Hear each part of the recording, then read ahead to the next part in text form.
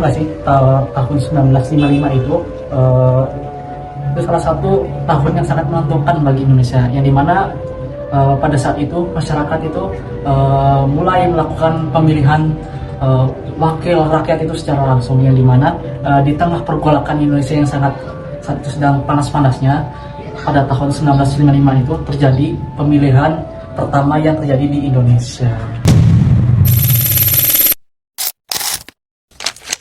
Pada tahun 1950, Indonesia kembali lagi menjadi negara kesatuan dengan sistem demokrasi liberal. Tapi karena sistem multipartai yang membuat semakin banyaknya pemerintahan yang tidak stabil, kabinet-kabinet yang ada di Indonesia pada saat itu sering banget berganti, yang dimana kabinet itu ada kabinet Nasir, kabinet Sukiman, kabinet Milopo, dan kabinet Ali Sastrowijoyo. Nah, bergantinya itu hanya dalam beberapa tahun. Nah, pergantian kabinet ini itu yang cepat memicu berbagai konflik politik, membuat kebutuhan akan pemilu itu semakin mendesak. Nah, dengan ditandatangani Undang-Undang Nomor 7 Tahun 1953, akhirnya itu menjadi dasar bagi penyelenggaraan pemilu pertama di Indonesia pada tahun 1955.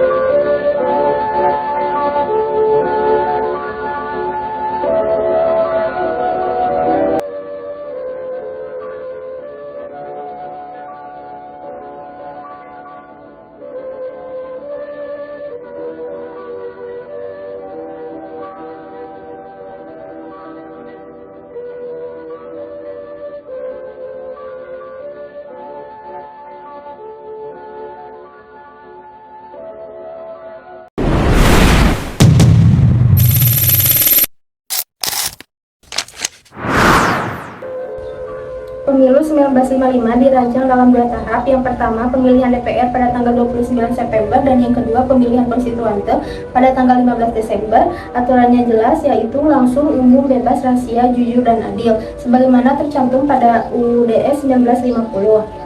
Indonesia dibagi menjadi 16 daerah pemilihan, lebih dari 43 juta pemilih terdaftar, jumlah yang sangat besar untuk negara yang baru satu dekade merdeka. Sebanyak 118 peserta mengikuti pemilihan DPR, terdiri dari partai politik, organisasi, hingga calon perseorangan. Keragaman ini menjadi pemilu 1955 sebagai salah satu pemilu yang paling kompleks di Asia pada masanya. Persiapan pemilu dilakukan dari pusat hingga desa-desa.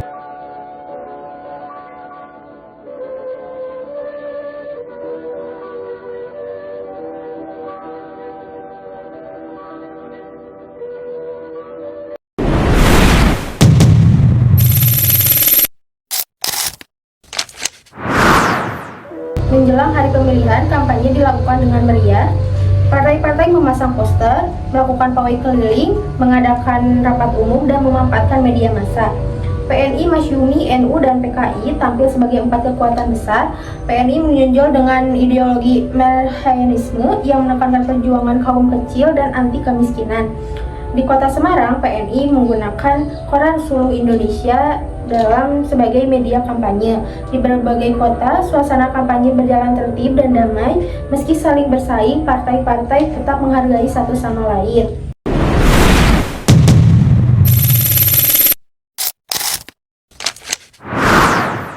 Pada tanggal 29 September 1955, lebih dari 39 juta rakyat Indonesia yang datang ke tempat pemungutan suara. Banyak yang belum bisa membaca, namun mereka mengenali tanda gambar partai favorit mereka.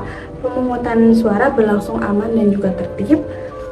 Hal ini membuat pemilu ini dipuji sebagai salah satu pemilu yang paling demokratis di Asia. Inilah suasana hari pemungutan suara.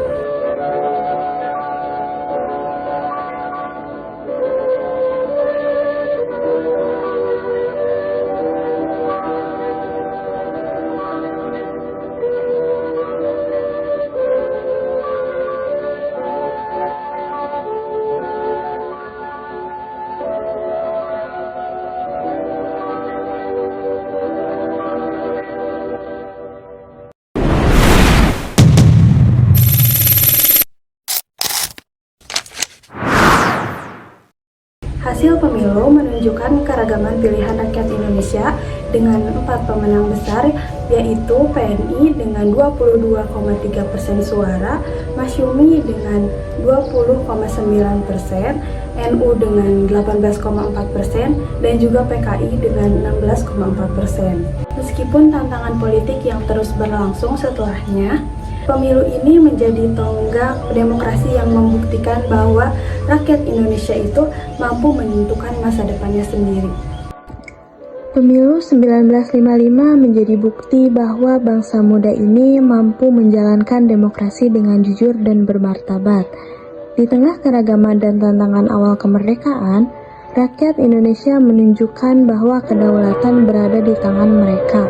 Hingga kini, pemilu 1955 tetap menjadi warisan penting, mengingat bahwa masa depan bangsa selalu ditentukan oleh suara rakyat.